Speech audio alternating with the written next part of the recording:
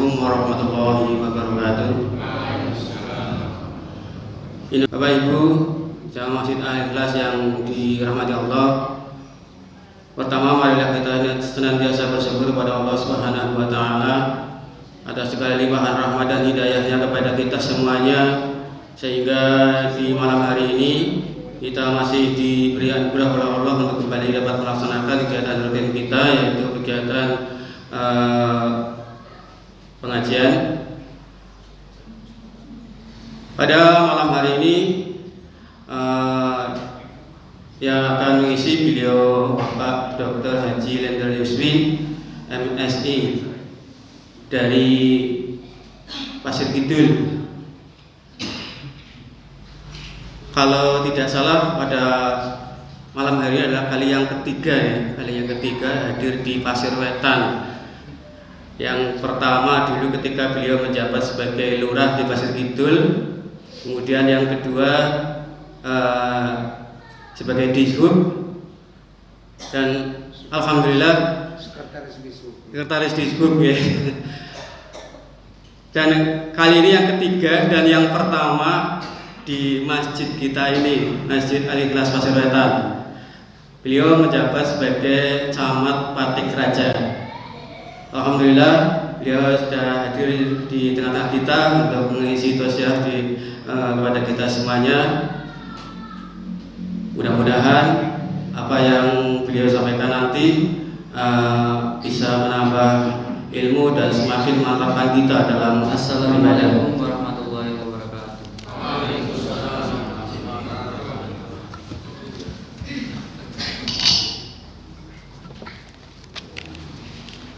A'udzu billahi minasy syaithanir rajim. Bismillahirrahmanirrahim. Tabarakalladzi biyadihil mulk wa huwa ala kulli syai'in qadir. Alladzi khalaqal mauta wal hayata liyabluwakum ayyukum ahsanu amala wa huwal azizul ghafur.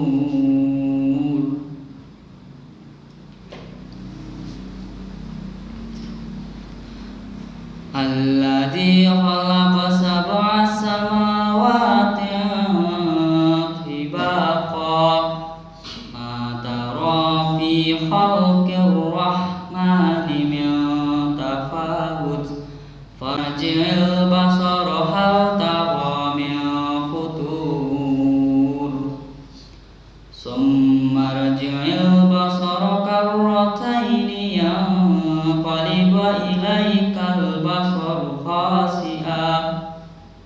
ilaikal basaru khasi'a wa huwa hasir. Walaqad zayyana as-samaa'a ad-dunya bimasabiha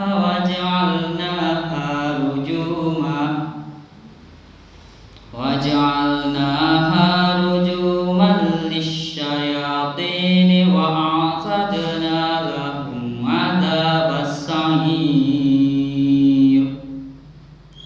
Walilladzina kafaru bi rabbihim 'adzabu jahannam wa bi'sal masir.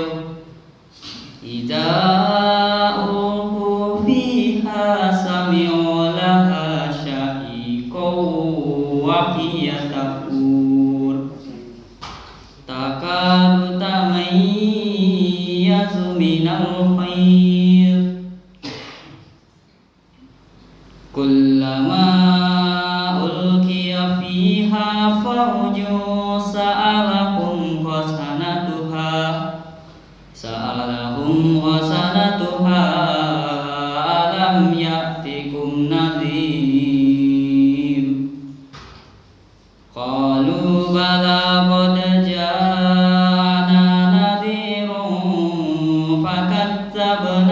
وقلنا ما نزل الله من شيء إن أنتم إلا في ضلال كبير وقالوا لو كنا نسمع أو نعقل ما كنا في أصحاب السعير فاعترفوا بذنبهم فسحقا لأصحاب السعير إن الذين يخشون ربهم بالغيب لهم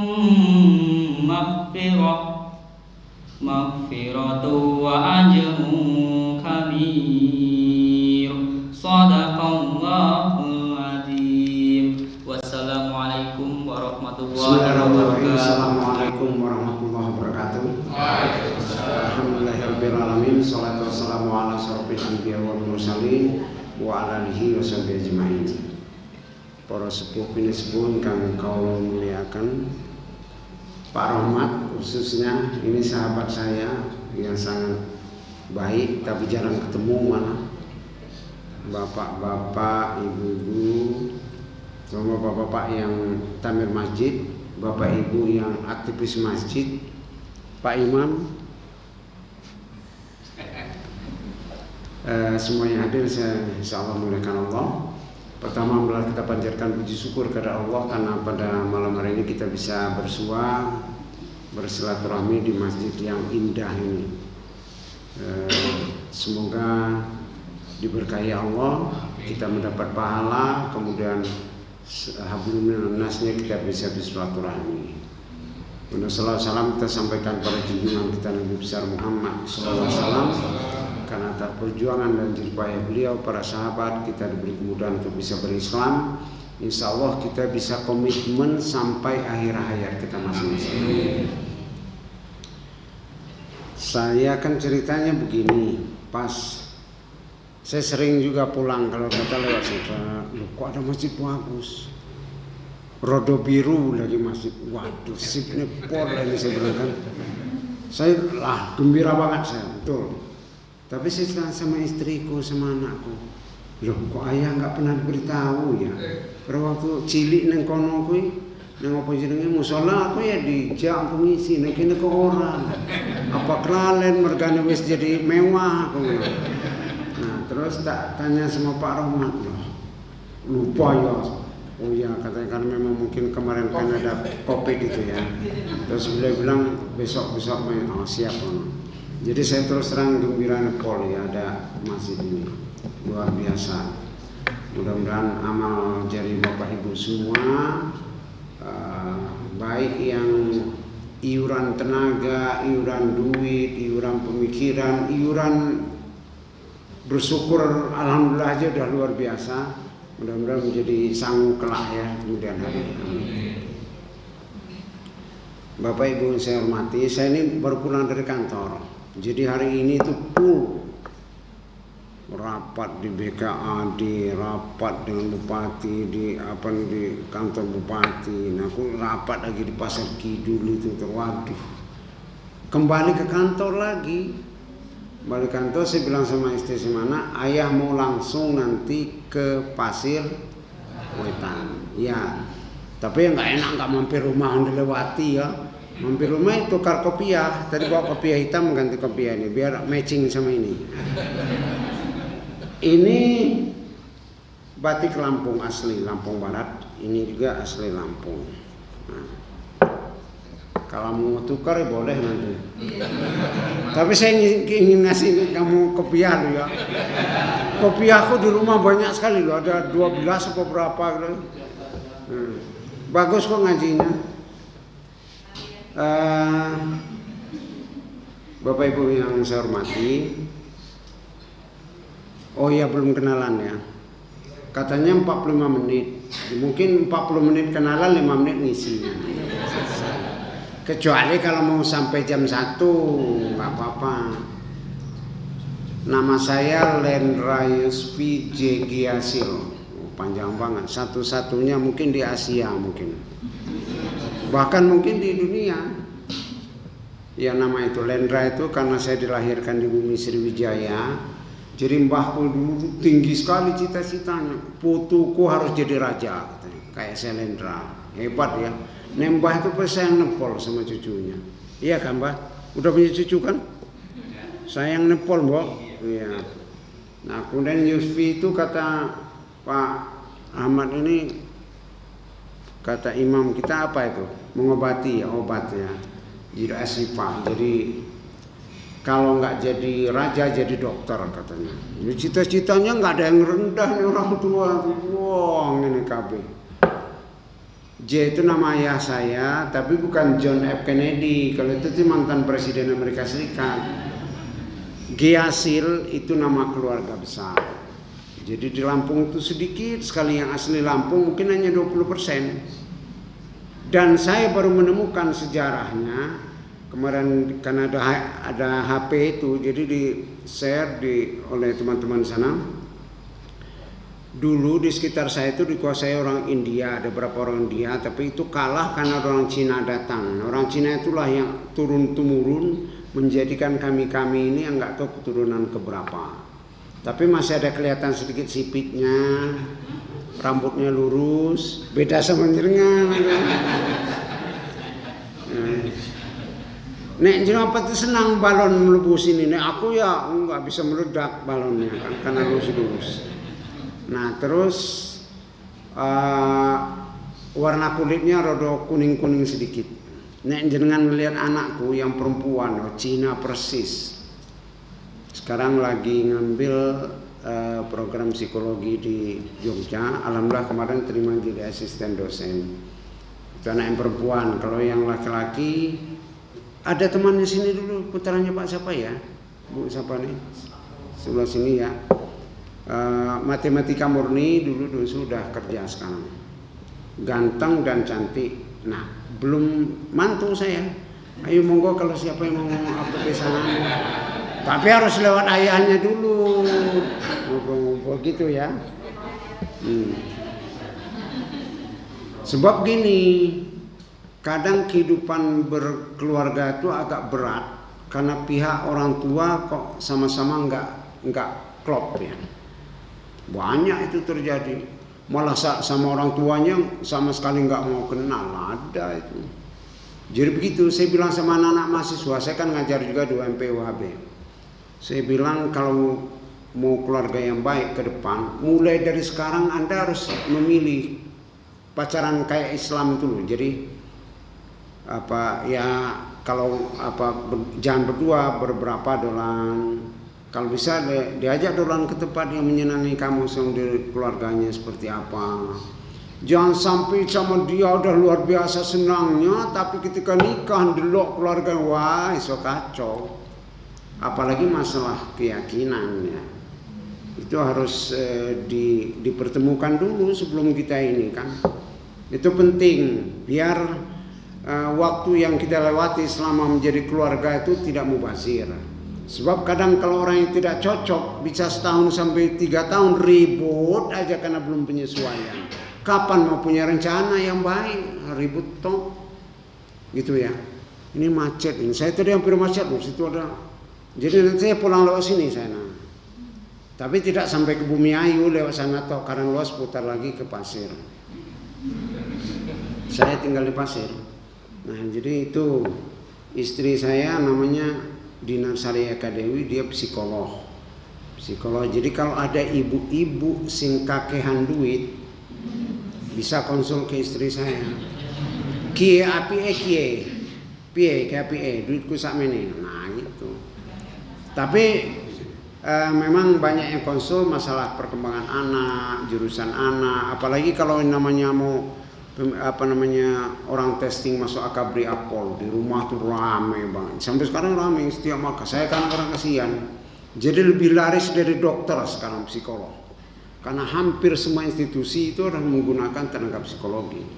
Makanya anakku yang perempuan saya ingin dia jadi dokter malah enggak layak katanya. Model sekarang BPJS mesaki katanya, pulang malam. Terus gimana?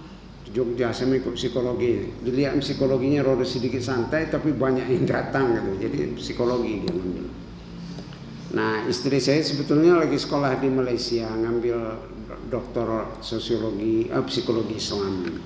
Tapi orang rampung-rampung, kemarin COVID dan banyak masalah lah. Belum. Mudah-mudahan ya duluan saya nanti. Kemudian istri saya asli Pensidaboa, tapi mbahnya dulu itu Mbah Umar, Demang Umar yang punya pasir ini, Mbah Demang. Jadi saya jadi lurah sini dulu, kuat saya, agak sombong juga saya. Kemana-mana saya putune Demang, aman, tenang. Jadi ya dari jurusan apapun ormasnya sini saya gini semua, preman ya gini, dosennya gini. Nah, ini sukses itu dulu kan di pasar. Nah kemudian putra saya 2 itu Bu, 1 laki-laki ganteng loh ya, yang perempuan cantik ya mirip Cina persis. Jadi saya ini kan keturunan Cina dan Brazil ya saya. Cinanya kan memang ada darahnya. Kalau Brazil karena dari mbah buyut saya sampai ke anakku pintar main bola, senang bola. Jadi keturunan Brazil mungkin ada keturunannya mungkin. Saya juga senang arwana Brazil.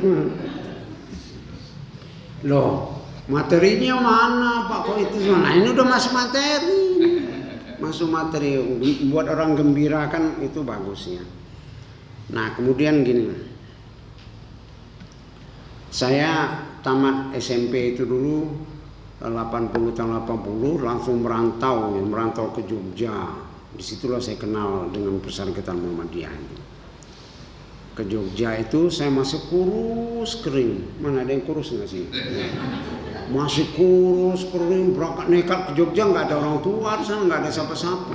Jadi kalau dihempas angin pas di kapal udah terlempar, saking kurusnya. Jadi nggak ada bakat gemuk nih kelihatan.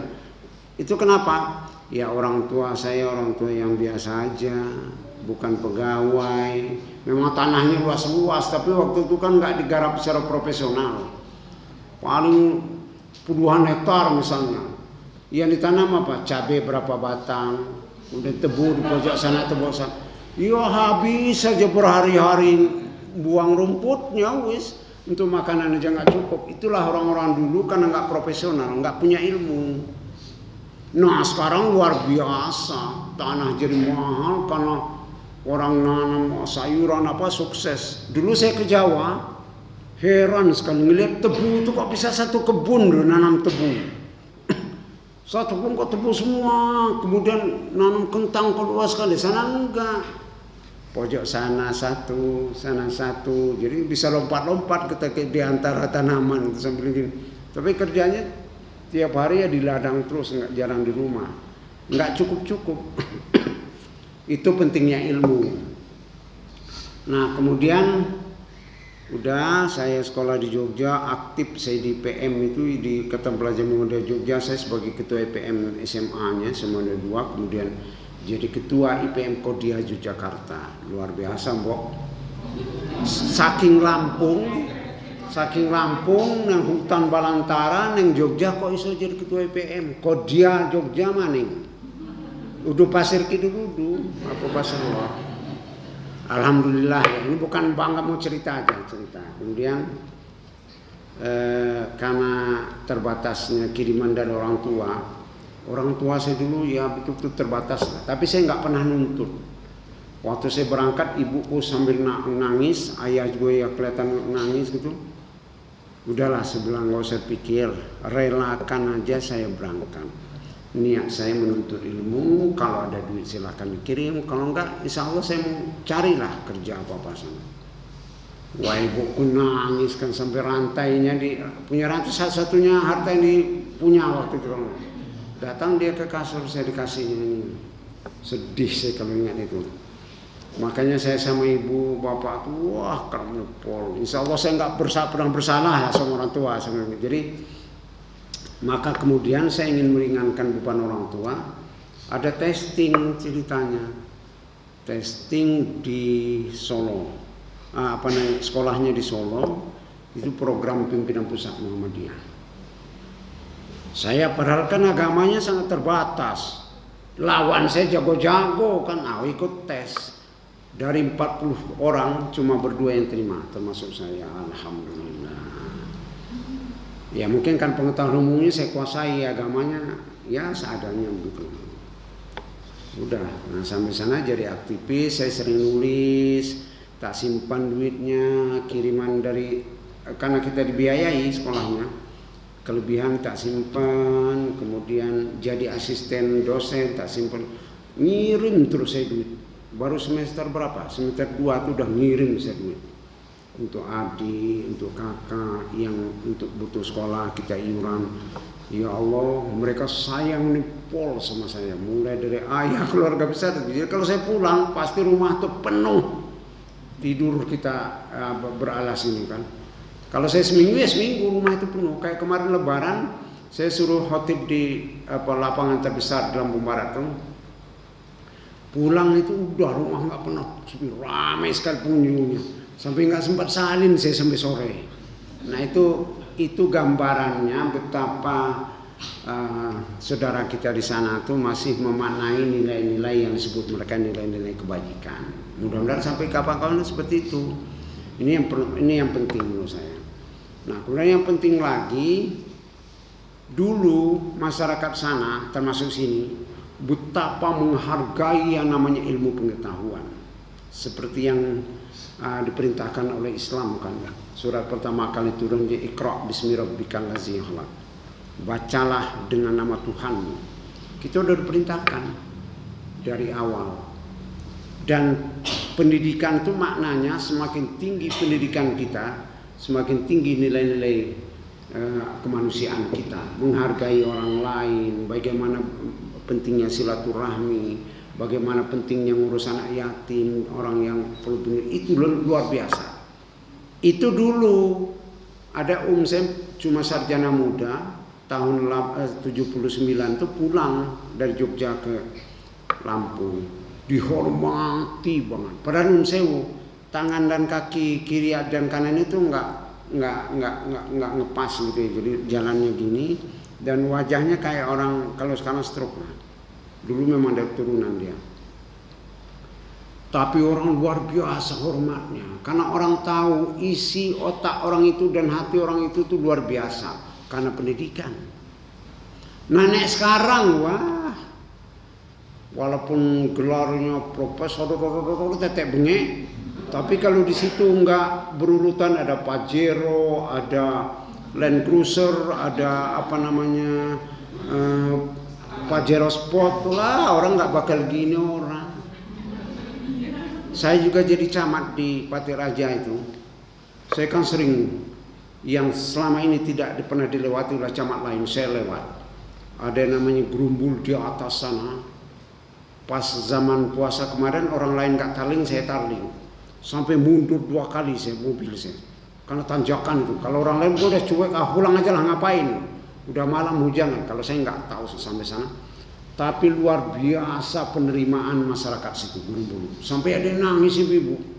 Terima kasih sekali katanya Pak Camat kesini, senangnya pol mereka. Selama ini nggak pernah katanya pejabat camat itu datang ke sini. Selama Gerumbul ini jadi luar biasa Mbok.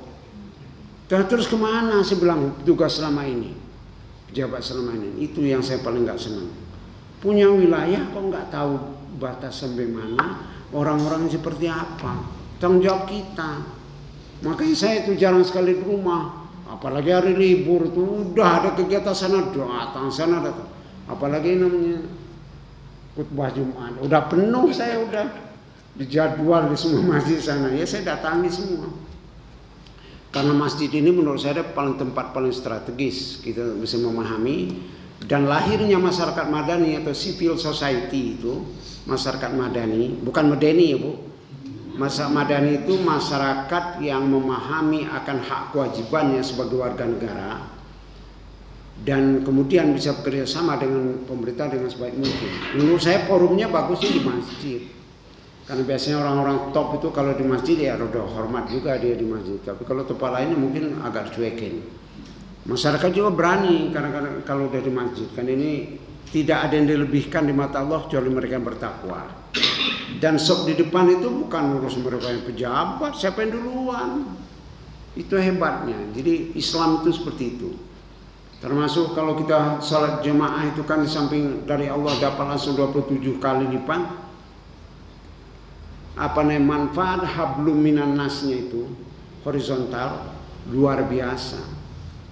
Itu kalau kita manfaatkan. Tapi kalau sekarang kan assalamualaikum tok langsung balik langsung. Malah orang kenal sapa sing salat di sampingnya. Enggak tahu. Karena dia ingat wah sendalku kamu mau apik lho, engkau malah hilang pripun langsung pulang. Atau di rumah, waduh, aku kelalen mau ya. Apa harus dikasih garam apa urung masakannya? Kok bapak imam malah nesu kok enggak asin ini kan gitu. Langsung pulang. Jadi enggak ada manfaat sama sekali sholat berjamaah kita dalam konteks kebersamaan kita. Pada zaman Rasulullah nama masjid itu pusat peradaban, tempat kita untuk mengolah kebersamaan kita agar kita maju lebih hebat ke depan. Itu. Nah ini kok nggak genah nih yang sampaikan kok melebar-melebar. Nah saya akan lebih fokus ya. Saya kemarin tuh waktu Lebaran kan sebelum Lebaran itu perkembangan itu secara detail apa yang terjadi secara politik di Jakarta. Betapa sedihnya ketika kita sebagai mayoritas. Sekarang jumlah penduduk kita kan 280 juta. 230 juta lebih itu adalah muslim. Kalau di dunia itu sekitar 7 miliar, kita hampir 2 miliar. Tapi yang menyedihkan apa? Apa kita punya peran dalam kehidupan berbangsa dan negara? Sekarang mereka yang minoritas yang memposisikan diri, yang mengolah kita-kita ini. Menyedihkan. Dulu kita Islam sebagai pilar yang paling dalam tanda kutip dihormati dan ditakuti. Karena kebersamaan kita, keberanian kita. Sekarang apa berani? Kalau kita bersama dia pecah-pecah. Orang lain sekarang berusaha memecah kita. Yang ormas-ormas berbeda pecah. Sebab kalau kita bersatu luar biasa kuatnya. Itu. Ditambah lagi sekarang kan kemenangan kapitalisme. Ideologi kapitalis itu udah masuk merongrong jiwa kita sekarang ini. Lihat universitas yang berlatar Islam. Taruh paling dekat yang punya kita UMP. Saya ngajar di sana sejak 93. Duluan ngajar sana saya daripada di Pemda. Sekarang dia senang karena dapat mahasiswa banyak. Karena duitnya ini bisa putar. Nah, tapi proses mahasiswanya gimana? Mahasiswa banyak, kemudian wisuda banyak. Coba titeni dari ribuan yang wisuda itu berapa yang jadi kader bangsa, kader umat? Bisa 1000 hanya 7 orang muncul. Apa ini yang diharapkan oleh Kajian Madalang ketika mereformasi sistem pendidikan waktu itu? Antara model pondok pesantren dan pendidikan umum disatukan biar kurikulumnya memahami tentang nilai-nilai tekstual dan bagaimana kontekstualisasinya lewat nilai ilmu politik, kemudian psikologi, antropologi, sosiologi dan lain-lain. Itu digabungkan gaya Kiai Madalang. Tapi kalau Kiai Madalang masih ada sekarang, mungkin nangis dia. Gedung pencakar langit di mana-mana. Kita punya, tapi apa yang terjadi? Yaitu tadi, berapa orang yang jadi? Hanya untuk lewat tok. Apalagi yang kasus yang idealisme kita udah berkurang itu. Ini ibu-ibu ya ibu. Itu sering saya tanya di ibu-ibu di tempat di kecamatan lo. Takon, Bu, nun sewu panjenengan kok nyekolahkan ingkang putri itu mereka napa, Bu? Ya saya sekarang ini kan yang penting anaknya sekolah, cepat lulus, cepat dapat pekerjaan, ya prosesnya terserah mau bayar apa enggak masalah, cuma pekerjaan, setelah itu dapat rumah bagus, mobil bagus itu Pak. Jadi idealisme kita udah terkikis karena materialisme. Itulah yang ditakutkan Rasulullah. Di akhir zaman ini udah kelihatan sekarang. Mahasiswa tuh sering tak tantang. Ente kalau masih punya idealisme, berangkat sana demo, berangkat sana ubah, saya bilang aparaturnya nggak benar, tapi dengan cara yang benar. Ini zaman saya dulu, saya udah berapa kali mau tembak dulu. Saya dulu kan pimpinan pers mahasiswa ya, dan pers mahasiswa Pabelan UMS itu termasuk paling top di Jawa Tengah. Kita mau demo di Jakarta, mau demo Bang Akbar Tanjung karena dulu memberedel Ikatan Pers Mahasiswa. Kita mau demo, ya kita biaya sendiri. Udah sampai Jakarta ngumpul kita di Suara Pembaruan di Jakarta itu kan. Dari 80-an yang sampai di sana, coba cuma 20 yang mau demo. 40-nya siapa? Intel. Itu zaman itu kita habis presentasi itu langsung gini. Udah sering terjadi kayak gitu. Dan waktu itu nggak ada yang bayarin kita.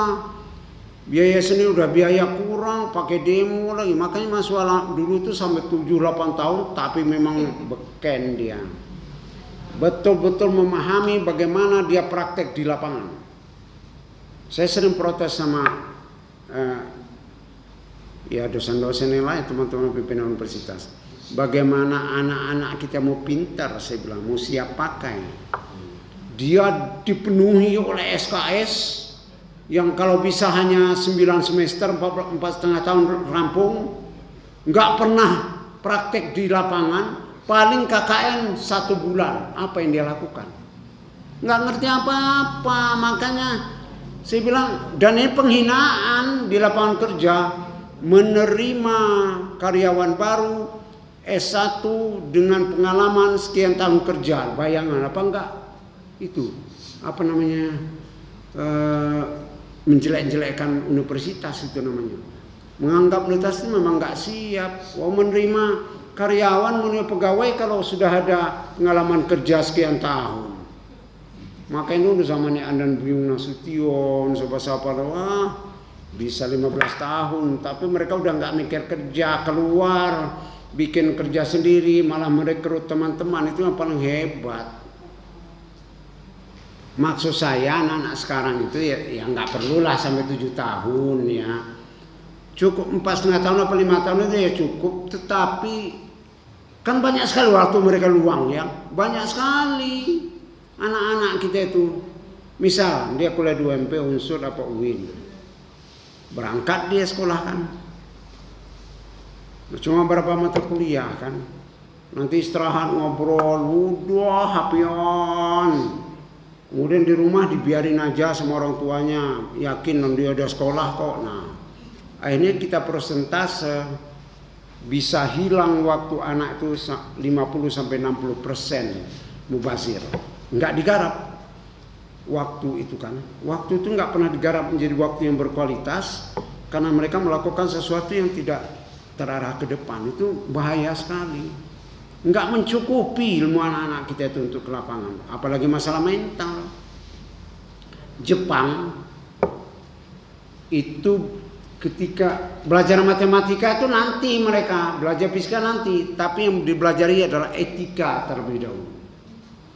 Bagaimana ketika makan, bagaimana ketika antrian, bagaimana ketika mendahulukan siapa dan seterusnya. Itu Jepang. Ada temanku dari Jepang itu ke Jogja, dia mau nyebrang Jalan Malioboro itu. Ini orang nyebrang. Loh, kok ditanya teman, kenapa nggak nyebrang? Mobilnya nggak berhenti gitu. Lah, kalau sini ditabrak mungkin, saya bilang. Kalau Jepang memang dilihat itu langsung berhenti. Itu hebat, hormatnya orang Jepang terhadap pengguna jalan. Begitu. Dan kemarin waktu habis gempa tektonik itu ya, Jepang habis kan. Coba lihat mereka yang antri makan itu, begitu panjang tapi tertib nih, luar biasa. Walaupun di belakang udah ngelih ini pol, ya udah dia biar aja siapa yang duluan. Dan kalau bisa orang yang hamil, ibu-ibu yang udah tua, yang perempuan dulu itu hebat nih pol. Kenapa? Nilai-nilai etika itu ditanam ribuan tahun dengan pendidikan yang benar. Maka waktu Nagasaki dan Hiroshima dibom atom oleh sekutu, habis luluh lantah gitu ya. Kaisar Hirohito tanya kepada para menteri, sini-sini, masih banyak nggak kita punya guru?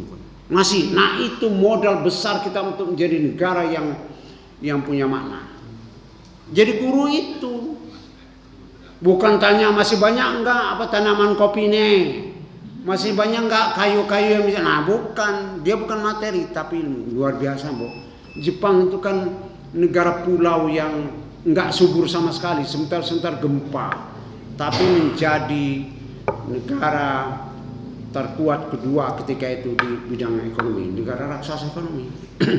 Ini ibu-ibu nih guyu-guyu sih ngopo.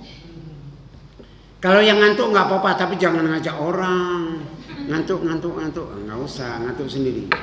Sebab gini, saya belum pernah ke neraka, tapi ada informasinya begini. Jadi di Siratal Mustaqim itu, Bu, Siratal Mustaqim. Tapi kalau orang yang beriman melihat Siratal Mustaqim itu kayak jalan tol. Nah, yang tidak diampuni Allah kan orang yang musyrik ya, mensekutukan. Baru melihat jalannya aja udah jatuh dia, itu orang musyrik. Belum masuk jauh sekali udah nggak bisa diangkat lagi. Nah, saya kan udah lewat ceritanya di situ ya. Terus saya lewat tapi di sini kok ada jamaah masjid apa kini? Hah? Masjid Al-Ikhlas ibu-ibu. Pak Camat, dia gini aja. Tolong ya nggak bisa, Bu. Kalau kita saling menolong ketika di dunia kemarin saling bantu, sedang musim apa Pak Camat dikirimi misalnya. Ini nggak jadi. Hanya malaikat dekatin. Karena saya tanya, Kak, ini ngopo ini? Kain biyen waktu jenengan di sini Masjid Aida Sae, aku kan lingkungan paling juri. Senang hatiku ini, siapa yang ngopo orang enak. Ngomong itu kok terhambat. Terhambat, Pak. Terus ada cerita, enak ya cerita surga neraka. Nah, ya terakhir kemarin gini. Masih lama lah, apa-apa. Nggak pakai snack ya? Maksudnya bapak saya sih nggak apa-apa. Jadi gini, habis Lebaran kan banyak yang meninggal ya, bukan hanya COVID aja, saudara kita banyak meninggal. Dan ternyata 50-50 parawan, ada yang masuk surga, ada yang neraka. Ceritanya gitu. Yang di neraka tanya, loh ente kok bisa masuk surga? Padahal kita bareng kemarin Lebaran di Lampung katanya. Malah masak lemang bareng, rendang bareng. Loh kenapa kamu di situ kok saya sini? Ribut kan antara surga dan neraka, terutama neraka yang ribut protes. Ya udah, kita sepakat ini aja. Kita bikin jembatan biar bisa silaturahmi katanya. Surga, gimana? Ya yuk kita bikin jembatan. Nanti batasnya dari batas ini ke sana yang surga bikin, sini neraka yang bikin. Jadi kita bisa sana, kami bisa melihat sana. Jangan bisa lihat, oke kalau gitu kan. Udah sepakatlah untuk membangun itu ya. Nah, sepakat untuk membangun. Udah dengar ya. Sepakat untuk membangun. Pas bulan pertama, kemudian yang pihak neraka ini cepat sekali bangunnya. Nah, bulan kedua hampir jadi, bulan ketiga jadi. Nah, yang di sebelah sana orang tahu bangun-bangun benar loh. Loh neraka marah. Loh kenapa sih udah janji mau bangun? Mau bikin jembatan biar kita bisa saling hubungan, kok nggak bangun-bangun katanya. Nggak ada yang berani jawab orang surga. Hanya malaikat yang ngomong. Karena surga ngomong. Begini katanya, di tempat jenengan kan langsung bikin jembatan. Sini yang nggak ada yang bikin. Kenapa? Loh, pemenang lelang, pemenang tender, macam-macamnya semuanya di situ.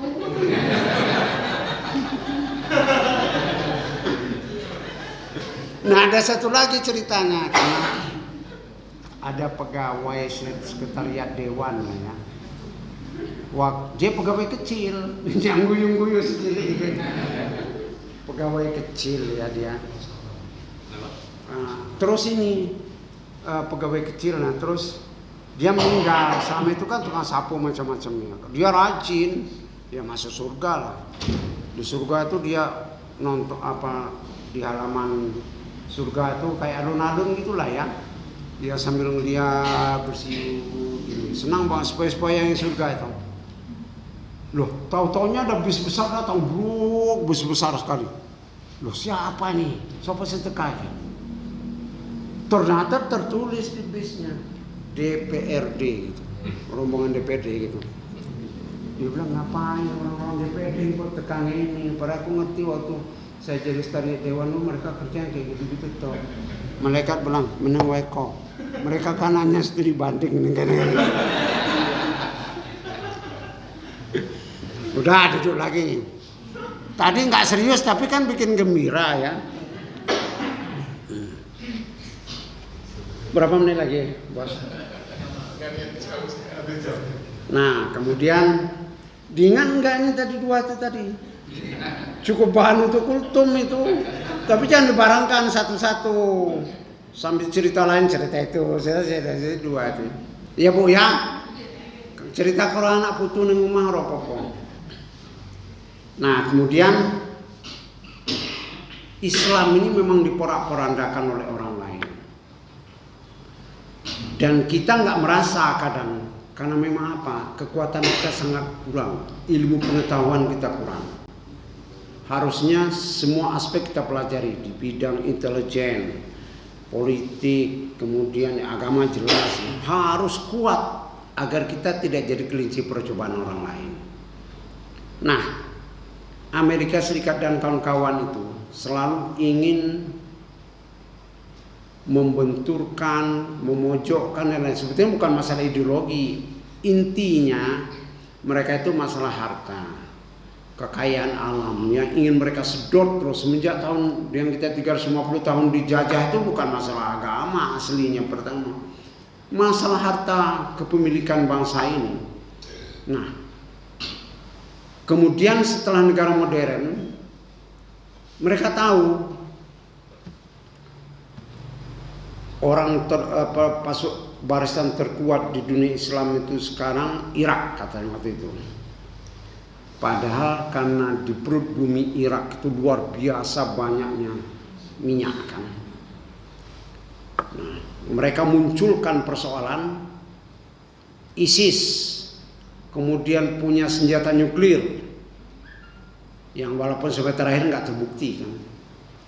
Mereka masuk, tapi dunia Islam dipecah. Bayangkan sampai Arab Saudi bersedia wilayahnya dijadikan terminal untuk senjata Amerika Serikat untuk menghantam Irak waktu itu kan. Luar biasa. Sampai sekarang kan Irak nggak beres-beres kan. Karena yang dikeruk adalah hartanya. Mereka bilang sekarang udah dibawa kelek mereka. Arab Saudi pun sekarang menjadi negara kedua terbesar yang mengeluarkan anggaran untuk pembelian persenjataan. Di bawah kelek Amerika Serikat dia sekarang. Para Arab Saudi nggak usah pakai senjata macam-macam, dia ngurusi tentang urusan haji itu aja, itu sangat dihormati oleh siapa-siapa. Nggak mungkin dia dihantam oleh siapa-siapa. Tapi karena yang pangeran yang sekarang anaknya raja itu udah nggak jelas hari ini. Tapi ini ada analisis memang udah mendekati kiamat itu. Pada waktunya nanti Arab Saudi itu memang mau terpecah oleh di tengah keluarga sendiri dan membangun gedung-gedung pencakar langit. Dia punya cita-cita untuk mendirikan di Riyadh mendirikan gedung pencakar langit tertinggi di dunia. Padahal untuk apa? Dananya luar biasa. Termasuk kemarin yang namanya salah satu wartawan itu dibunuh karena dia agak vokal, dibunuh ketika luar negeri. Nah udah mulai gitu-gitu sekarang, menyedihkan kan. Nah kemudian di samping itu caranya orang-orang luar negeri itu untuk menjatuhkan Islam, termasuk mereka mendirikan ISIS, Islamic State Iraq and Syria. Jadi negara Islam Irak dan Syria. Kelihatan kayak orang Islam tenanan itu. Orang-orang ini ditawari, ente masuk sana aja, gajinya besar, anak keluarga jenengan kami urus katanya. Mendaftar dari mana-mana, termasuk dari kita banyak itu.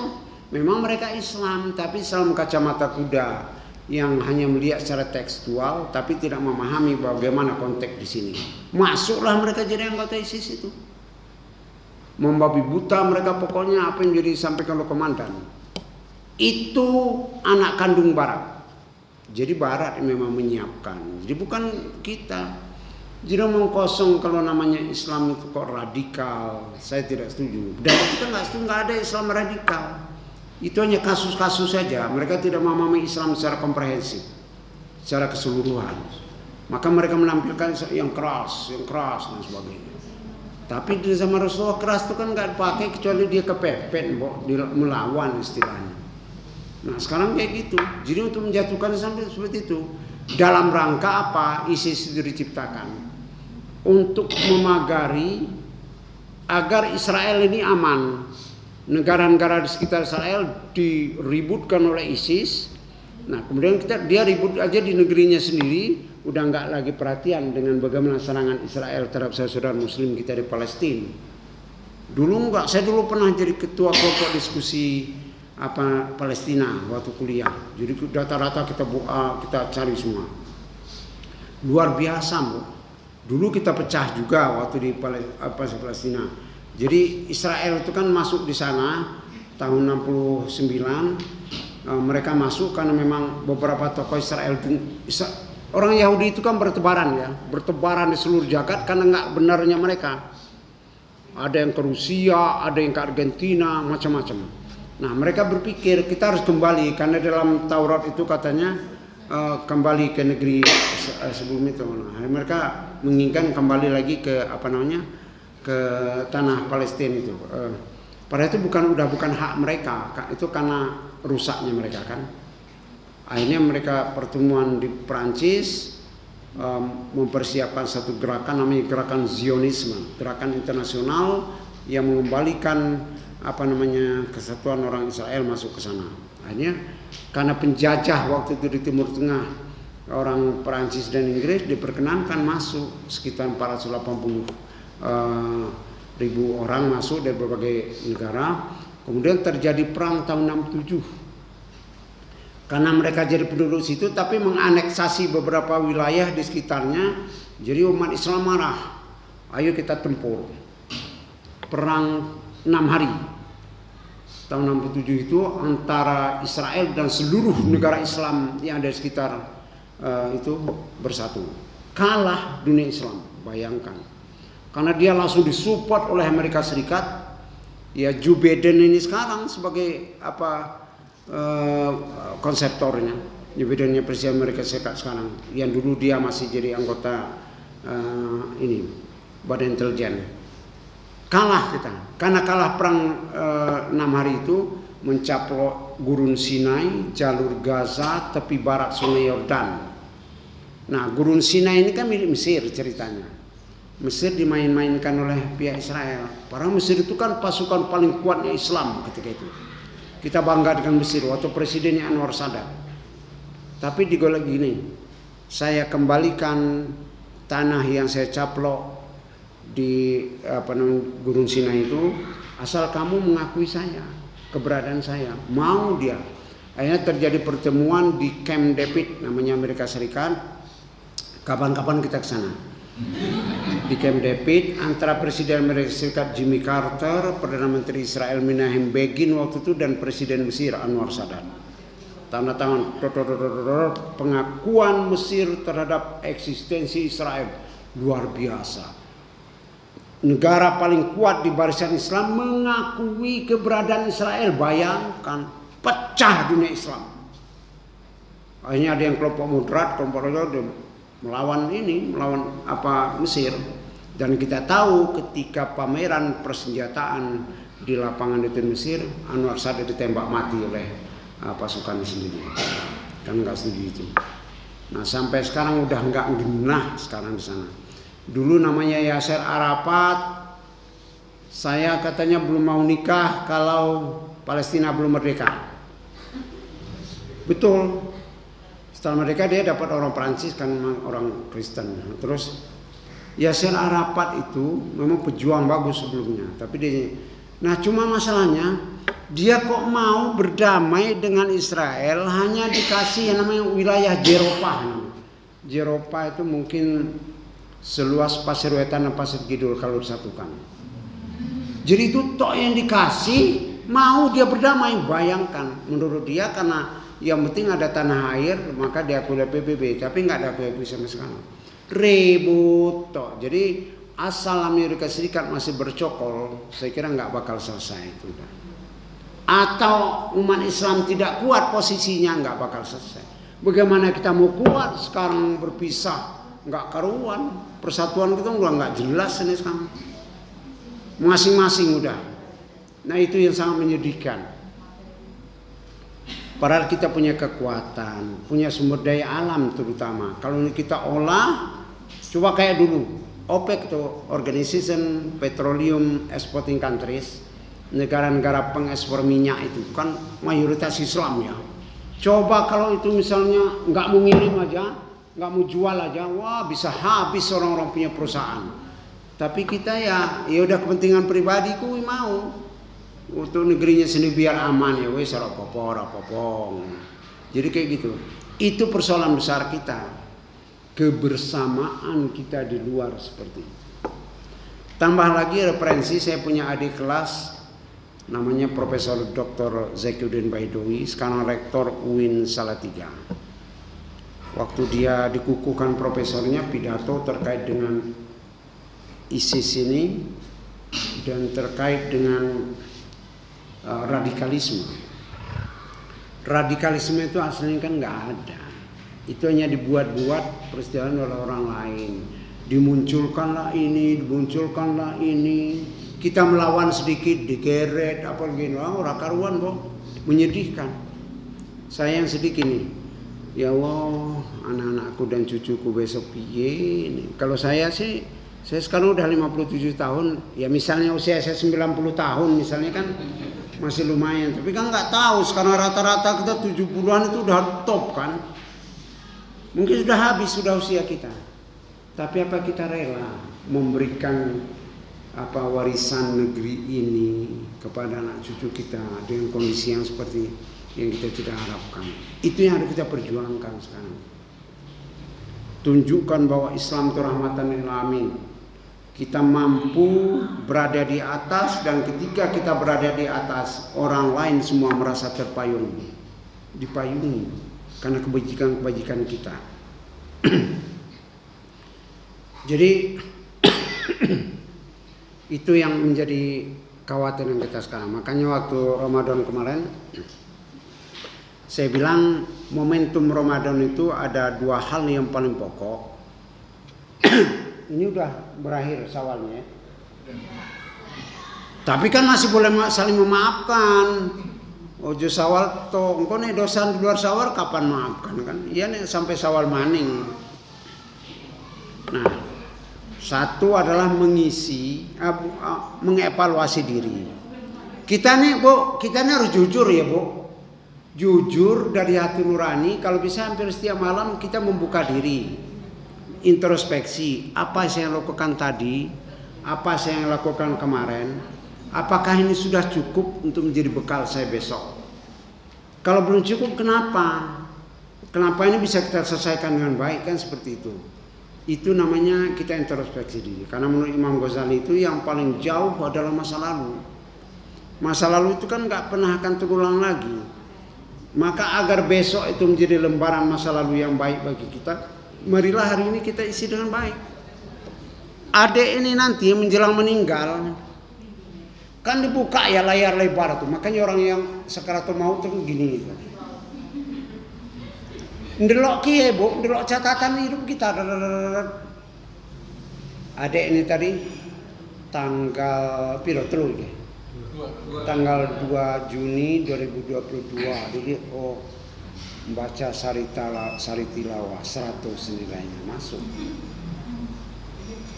Tapi satu lagi dia adek ini. Di catatan situ punya kopiah banyak kok nggak dipakai, nilainya jadi 70. Nah terus ada bapak yang tetangganya punya kopiah bagus-bagus, Terus ngelihat ada teman di sini yang kopiahnya udah warna separuh ireng gitu, mbok ditawari, Pak Nun Sewu saya punya kopiah bagus, mau nggak? Oh mau. Tapi jangan kemudian diambil yang nggak senang lagi, yang udah nggak senang diambil, itu nilainya malah 40 Pak, kurang. Itu bahaya itu. Jadi besok begitu ya Bu. Jadi waktu Rasulullah itu pulang dari makam, habis mengantarkan ke makam seorang sahabat, dipanggil istrinya oleh istri sahabat. Rasul mampir sebentar. Kalau saya langsung mampir, janda baru.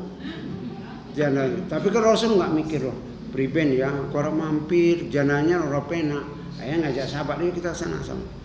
Onopon, ada apa? Gini loh Rasul, tadi waktu suamiku mau meninggal, kok bilangnya begini loh, jika jauh, kemudian jika baru, kemudian jika semua. Nek kita dengar begitu, mungkin malah lari ya. Orang sakaratul maut kok ngomongnya begitu.